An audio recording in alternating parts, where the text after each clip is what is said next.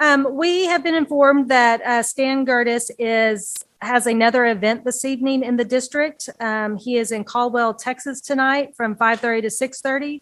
We were hoping that he would possibly make it over here, but that does not look like the case. So what we're going to ask is if you would like to submit a question, to please get a form and put your question down, and Carrie will collect those questions.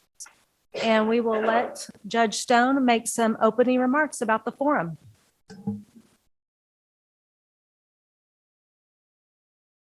If you were here for the other session, this is going to be a lot shorter, but I do need to read this paragraph right here to explain what's going to happen now. A candidate who does not attend cannot otherwise be represented either by another individual or a prepared statement. If only one candidate is in attendance, there will be no forum for this office. The candidate present will be permitted to make an opening statement and take questions submitted in writing from the audience and ask through the moderator if they so choose during time scheduled. So Judge Poppy, you can make an opening statement like you were prepared to do if there had been another opposing candidate over here. And I know that we have two questions that have been submitted to Becky. And if you wish to answer those, she'll hand those to me later, but you go ahead and make your statement. Thank you. And by the way, I'll say at the outset that I would be pleased to answer questions. And so if you'd like to draft a question and hand it to Becky for her review, then when the time comes, I'll be willing to answer all the questions you want to ask to give you the information you're seeking tonight. So I'm Paul Poppy, and I'm seeking the office of State Representative here in District 17.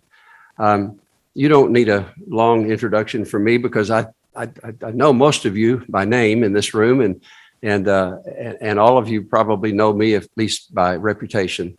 I'm sort of reminded of the time that I was speaking at a youth rally many years ago, and they wanted to get the young people involved in the program, so they asked a teenager to introduce me.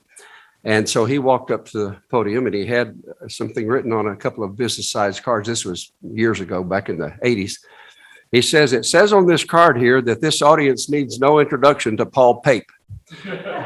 He says, "I hope that's right, because I ain't never seen him before." So I hope you don't need an introduction to Paul Pape. But I have seen all of you before, and I'm very pleased to be here tonight. Again, no need for a long introduction. You know me. Here's the question, though, folks, and I think this is a serious question that we have to ask. You don't know my opponent. I know you don't know my opponent because I don't know my opponent. He's lived in Bastrop County less than 3 years. I understand he served on the city council in Smithfield less than a year. He came to us after a career in Austin and Washington, D.C. And we know nothing really about him, about his personality, about his zeal, about his passions. Don't know much about him. And so what I think we need to think about here tonight is, which candidate would you want to represent you in the House of Representatives? Do you want someone who's lived in the county 40 years, as I have, who has served as your county judge the last 10 years? And by the way, let me just say, I've made my share of mistakes. Haven't we all? If I had some things to do over again, I'd do them differently. Wouldn't we all? I mean, that's what life's about. You live and learn, don't you? I'm just saying, you've seen my work. You know who I am. You know what I'm committed to. You've seen my passion and my desire and my commitment. And you would know who you're sending to Austin if you elect me to state rep. We won't know who you're sending to Austin if you elect my opponent. We'll know a little bit about him. We'll know that his 90% of his support, and he has raised hundreds of thousands of dollars for this campaign, 90% of that money has come from outside District 17, outside, from Austin lobbyists, Washington lobbyists, from some of the biggest energy producers in the nation, who benefited by over $2 billion because of the big deep freeze that we had a year ago, February, they've written him some very hefty checks. So 90% of his money comes from somewhere else. He will represent the people who paid for him to buy this seat. Just think about that. That's the way it works. About 99% of my money has come from within the district. And most of it has come from right here. So far, I've put $250,000 of my own money into this campaign. I'm prepared to put another $100,000 into this campaign between now and March 24th, if it takes that, to get our message out that we want to be your representative, and we will represent you. We will not be bought by any lobbyist. We won't be bought by anybody who writes us big checks. We can go to Austin and fight for you, the citizens of Bastrop County and the citizens of District 17, because that's who will have put us there. It's called representative government for a reason. And you represent the people who put you there. So I don't mean to be too dramatic about it, but I just want you to understand how important this is. That empty chair over there speaks volumes. I'll tell you, I know that Ms. Womble gave my opponent multiple dates as choices for this forum, and he happened to be busy on every one of those options.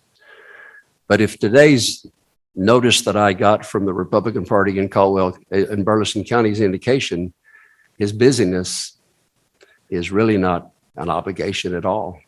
He's at a small meet and greet fundraiser somewhere in the city of Caldwell tonight. Could easily have been here instead or in addition to that, but he didn't want to be here tonight. He didn't want to answer your questions. He didn't want to hear what you are concerned about, and he didn't want to make any statements about what he is committed to. I just think that speaks volumes. I'll let you know that as your state representative, I will serve you just as I've served you for the last 10 years as your county judge. And you will have a friend in Austin. You'll have a listening ear. You'll have a voice. I'll be one of the few ex-county judges in the legislature. I'm told now by the Speaker's office that maybe as few as 4 previous county judges in the 254 counties of Texas are now serving in the legislature. So my experience will give me instant credibility even as a freshman legislator. And we will fight for you. We'll fight for transportation funding, as was discussed in the earlier forum. We will fight for more control for local governments to manage the growth that's coming, particularly here in Bastrop County. We will fight for our water, our groundwater especially. There are some big issues facing Bastrop County and District 17. And one of the biggest is groundwater, and the very likelihood, the very possibility that foreign interests in the billions of dollars are going to pump some of our aquifer dry within our lifetime. That would be a shame, and that would be something we should all be embarrassed about and very concerned about. As your legislator, I will fight for legislation that prevents that from happening. We will not let them take all of our water and pump our aquifer dry. So these are the big issues that I'm going to be working for you on in Austin. I'll pause now and take a few questions if y'all are ready. And now be easy on me. We're friends. All right, Judge, it looks like we have 5 questions submitted from the floor. Thank you. Up 6. 6 questions. I haven't read through these, so I'll do my best. All right. Now, we did limit the other candidates 1.5 minutes, but I'm we willing. don't have a timer, so that's kind of dangerous to let a politician have No, unlimited time. Or we're gonna, I'm very we'll give willing you to be all the limited time, to so. 1.5 minutes We're or just- 2 we're minutes just teasing, on an Judge. answer. Yeah, I don't All want to right. ramble. Here's the first one, Judge. Okay. If elected, what proposals would you offer for property tax reform? Great question, because that is among the top questions I'm asked as I travel the district.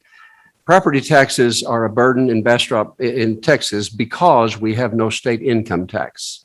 We're not likely to ever have a state income tax in Texas, and I would not ever support a state income tax. So we're going to have to find ways to pay for the goods and services that our local governments provide for us some other way.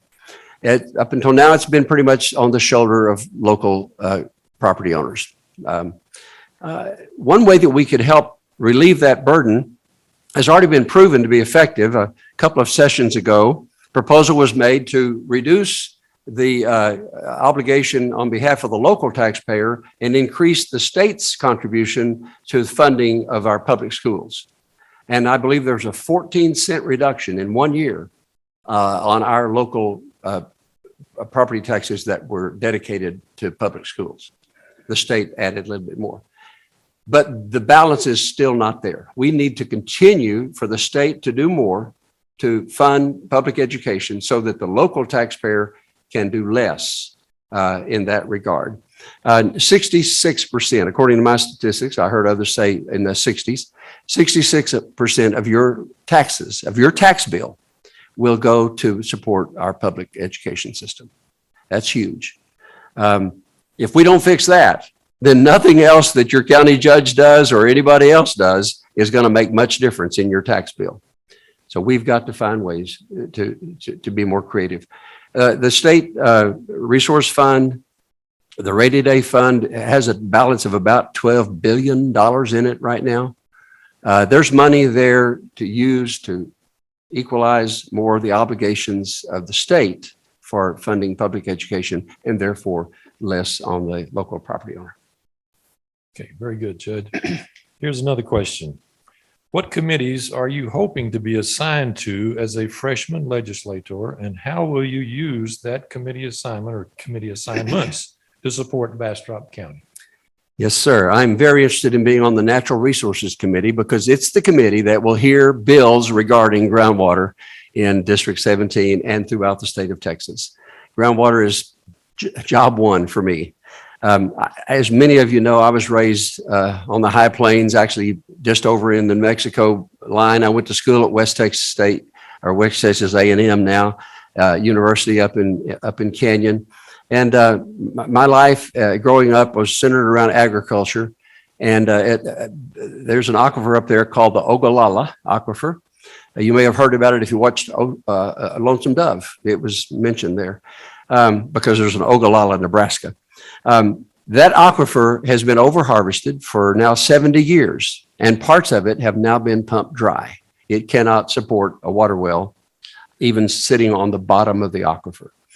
I will vie to be on the Natural Resource Committee because that's where these bills will be heard and debated, and where the evidence, the testimony will be given, and that will be our best chance of new legislation to further protect our aquifers here in District 17. Linda Curtis is here tonight, and many of you know that she is the water lady. She showed me a map the other day of District 17 juxtaposed over the Simsboro and Carrizo-Wilcox aquifers. It almost matched perfectly. The county lines and those aquifer lines almost match. We are the ground zero when it comes to groundwater in Texas, District 17, Caldwell, Bastrop, Lee, Burleson, and Milam County. That's where the big aquifer is that San Antonio and other heavy users want to come and harvest and take our water. Well, we're not going to let that happen. And I want to be on natural resources. The second one is I'd like to be on the Ag Committee. I'm fortunate to have been endorsed by the Farm Bureau Ag Fund. And I'm, as you know, my wife and I own a small ranch up at McDade. We have a cow-calf operation there. We have mama cows and baby cows and bulls. And that's a great lifestyle, a great way to enjoy living in the country and seeing God's hand of nature and the things that come with that. So I'm not reading about agriculture. I'm living it. I know that production is hard. When your price of fertilizer, the price of nitrogen has doubled since last spring. What used to be $295 a ton is now $550 a ton. So I know that impacts the producer. And many of these farms and ranches are mom and pop operations. They're not big corporations in this part of the country. If you've got 200 or 300 acres, you've got a big place. They're trying to make a living at that. But if their diesel price went from $2.97 to $5.10 a gallon, you can't run your tractor on gasoline. You got to run it on diesel. And so I will fight for the local producer, the small farmer and rancher. So I want to be on the ag committee as well. And then I'll take any other assignment. I'll serve where the Speaker of the House asks me to serve, because that's what I will be assigned to do. Yes, sir. All right. Will you have another opportunity to be in a forum or a debate with your opponent? And how can we help you? Well, that's a great question. I will tell you that tonight was the night for Bastrop County. We have had two other forums in the entire district. We had a forum up in Burleson County early on in the campaign before the March 1 primary election. Just the five of us candidates. In fact, Jen Besner was there along with my opponent and the other two candidates. Just the five of us on stage, and we were there for over an hour, maybe an hour and a half, Jen. We made a statement. We got to answer some questions. Everybody answered the same question. And the audience then got to kind of hear what our personality was and what our missions were, what our vision was. And I thought that was very healthy. We had another candidate forum down in Caldwell County in the town of Lockhart later, but that involved a whole bunch of candidates, everything from local county commissioners, county judge, and some judicial positions as well. So we had a much smaller time there, didn't we, Jen? Hardly time to say our name and what we really wanted to do. And then this one tonight, this was our chance. And I have to tell you, Bastrop Votes has been for years a significant tool in the electorate's hand to understand better the candidates and what their positions are. I remember some of the ones that we had over in the Opera House years ago. Remember that, Becky? Opera House was full of people. This is a good crowd for a Monday night, but the Opera House was full of people. 200 or 300 people were there. And we had a chance to talk about our positions. And that was very good. That was a great way to get the message out. This is our one chance in Bastrop County, and my opponent's not here. I'm asking for your vote. Yes, sir. This is a pretty easy one for you. Why should we vote for you and not your opponent? Well, I'll let y'all decide that. I think I've pointed out some of the reasons you might want to consider voting for me. I will be your representative in Austin. And my opponent won't. He'll represent the people who bought that seat for him.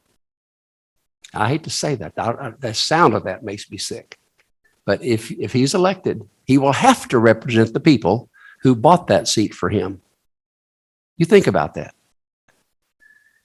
It's very important, folks, that we get voters out in this runoff election. We've got a couple of very important positions here in the county that need your participation. Runoff elections are always sparse. People somehow our biggest challenge is to motivate voters to get back to the polls. And that's been complicated this time by what Becky said earlier. There's two elections in May, not just one. We're waiting until this Saturday is over before we really hit hard with our appeal to get people back to the polls. I've been calling people and I would talk to sweet little old ladies and they'd say, "Oh yeah, we got your information in the mail, Judge." And I said, "No, we haven't mailed it yet." "No, I got a ballot, I'm sure." I said, "Would you mind getting that ballot and read me what it says on there?" Oh, it says constitutional amendment. I'm so sorry. It's so confusing to people who have two public elections in the same month. Ours is waiting until this one coming up Saturday is over. Listen, your vote will be worth about 10 votes as compared to the primary election March 1st. So please get out and vote, and take somebody with you. Take your family with you, friends from church with you. Take anybody who will go, because every vote matters.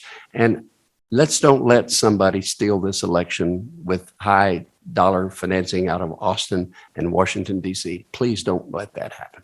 Yes, All right.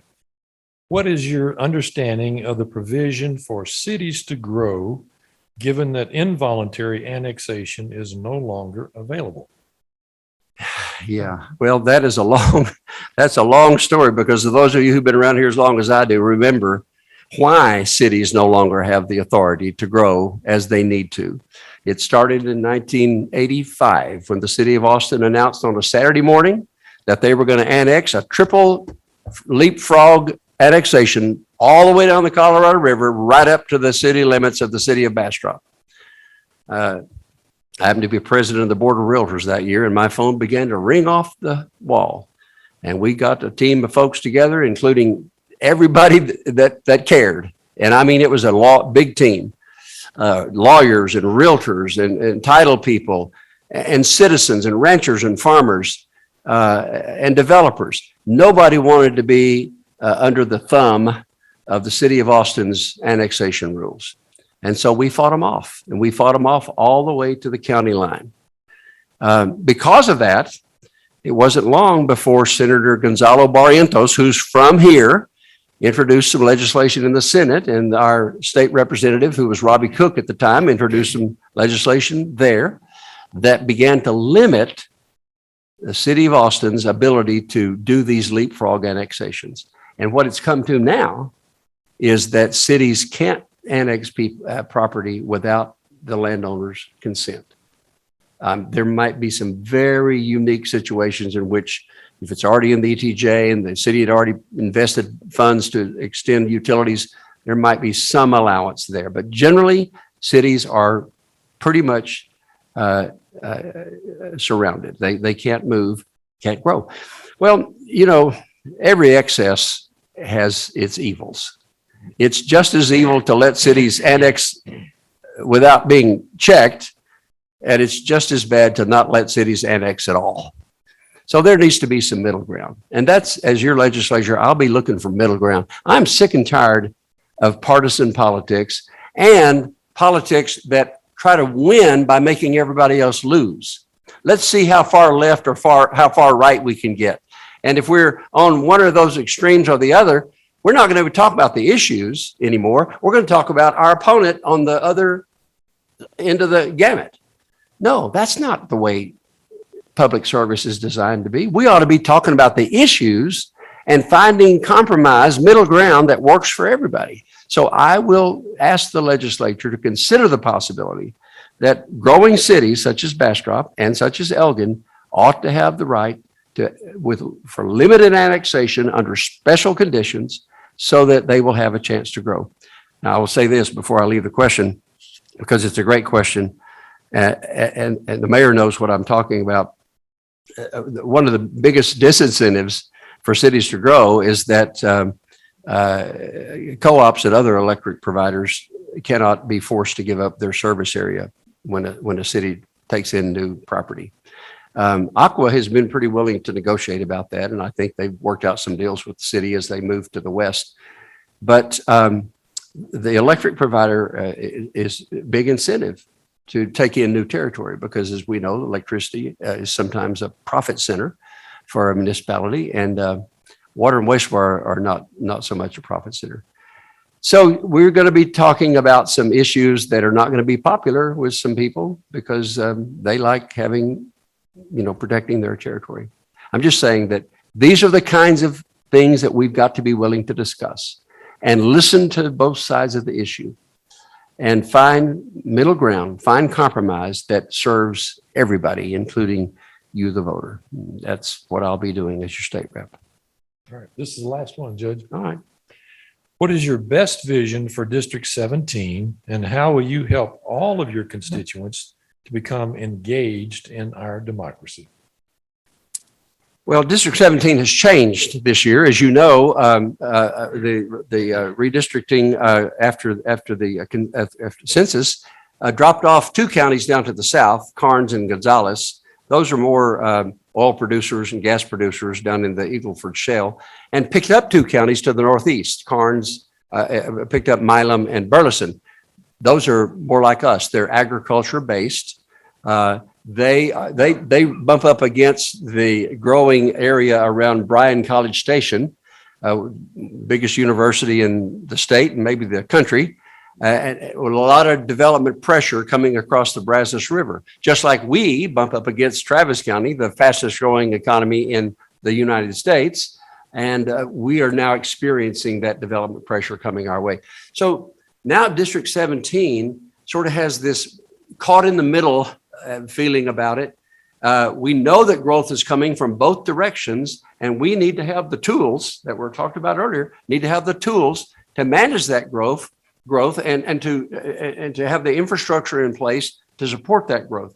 So my vision for District 17 is that by working together with these common interests of all 5 counties, we can create a much stronger economy for everyone, and a much more viable future, more sustainable future for everyone by having done regional planning and regional transportation projects, conserving our water so that we have something to grow on in the future, and working together on our common goals. I'm very happy to know that all 5 counties are basically agriculture-based counties, at least right now. Bastrop County is changing pretty quickly, but right now, there are large farms and ranches in Bastrop County. All the other counties are more so, and I'm very comfortable with that. I can represent farmers and ranchers. I was raised around that, and I will do so.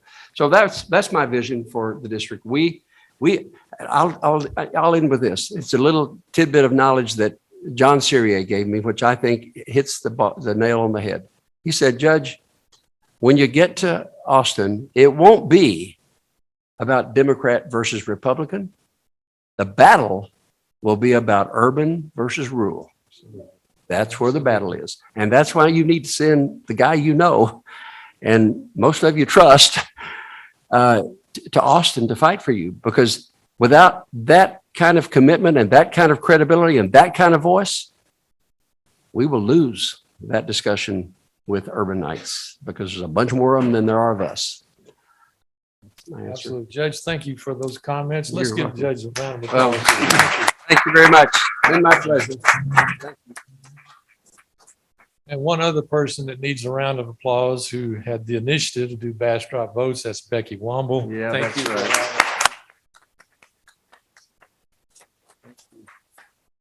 For those of you who don't know, literally, we went to a governmental affairs conference on November 10th of 2015. And Lee Harrell and I came back with this big idea to do BastropVotes.com. And Kevin Pluckett was on the board at that time, who's now a city council person here in Bastrop. And literally, we put together a proposal in December. And January 1st of 2016, we launched a website. Why we did that in a presidential year, I do not know, but we did. Anyways, but again, I think it's been a very successful initiative. So Judge Stone, thank you very much for being here tonight. And just as a token of our appreciation. Oh, there you go.